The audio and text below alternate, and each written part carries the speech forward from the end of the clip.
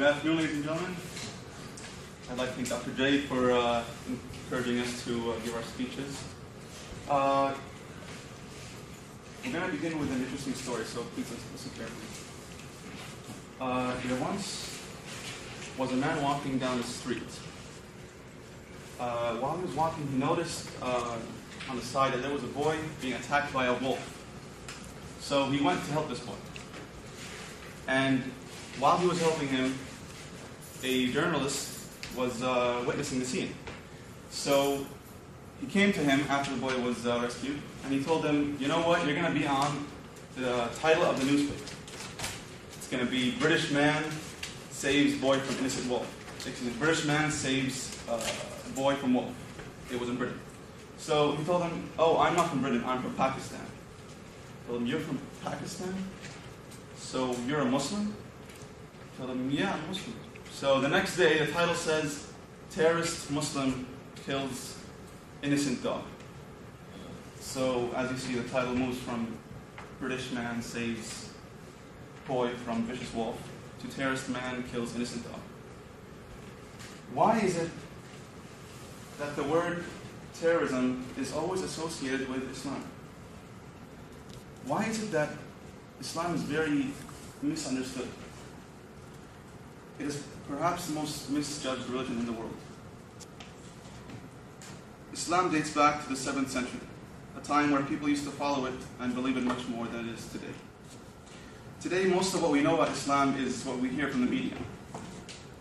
But unfortunately, the media is not a noble source, as we all know. A noble source would be the Quran.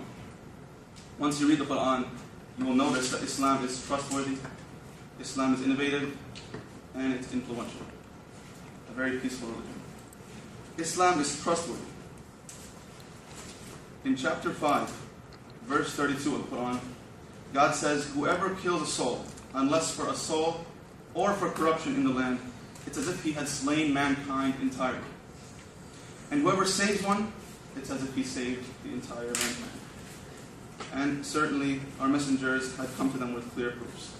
It's telling you basically, to God, if you kill someone for no reason, it's as if you killed the entire population of mankind. And if you save someone, it's as if you saved mankind. A famous narration by Prophet Muhammad.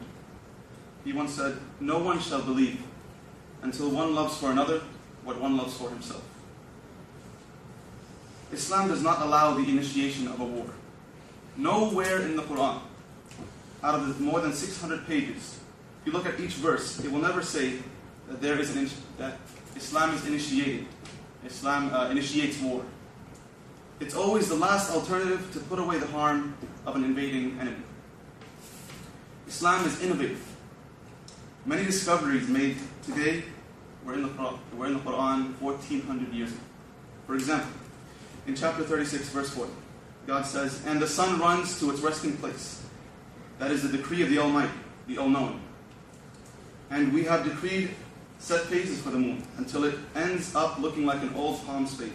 It's not for the sun to overtake the moon, nor for the night to outstrip the day. Each one is swimming in its field. This is telling you basically that the moon and the sun do not rotate on the same axis. This was basically, it was told by Galileo in the 16th century, I'd say. And what he discovered in the 16th century was in the Quran in the 7th century, 1,000 years before he said this. And at that time, I don't think there were any telescopes. These are words from God. In chapter 24, verse 35, God says, Allah is the light of the heavens and the earth. The metaphor of His light is that of a niche in which is a lamp. The lamp inside a glass, the glass like a brilliant star, lit from a blessed tree. An olive, neither of the east nor of the west. Its oil all but giving off light, even if no fire touches it.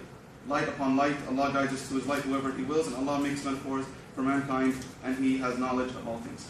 This is telling you, for example, that olive oil is very healthy. In recent researches, it was discovered that olive oil has much more benefits than traditional cooking oil. Now, olive oil is also discovered that it does not raise your cholesterol. So if you take olive oil, you will not obviously have raised cholesterol. Now, most of us, we love fried food. We always eat it. That's why, like it says here, it's healthy to have olive oil. So again, another discovery that was discovered 1400 years ago. Very innovative. Lastly, Islam is influential. The Quran emphasizes on equality many times. In chapter 49, verse 13, God says, O mankind, we created you from a male and a female, and made you into tribes and nations, that you may get to know each other. Verily, most honored before God is the most virtuous. This is pretty self-explanatory. God is telling us that we are all equal. Prophet Muhammad said, all mankind is from Adam and Eve. An Arab has no superiority over a non-Arab, nor does a non-Arab have any superiority over an Arab. Also, a white has no superiority over a black, nor does a black have any superiority over a white, except by piety and good action. So we cannot judge one another based on color, race, ethnicity, whatever it is. We can only judge one another by good action or religion. So if someone lies, someone tells the truth, we can obviously say the one who told the truth is the better one. Other than that, we cannot judge each other in different ways.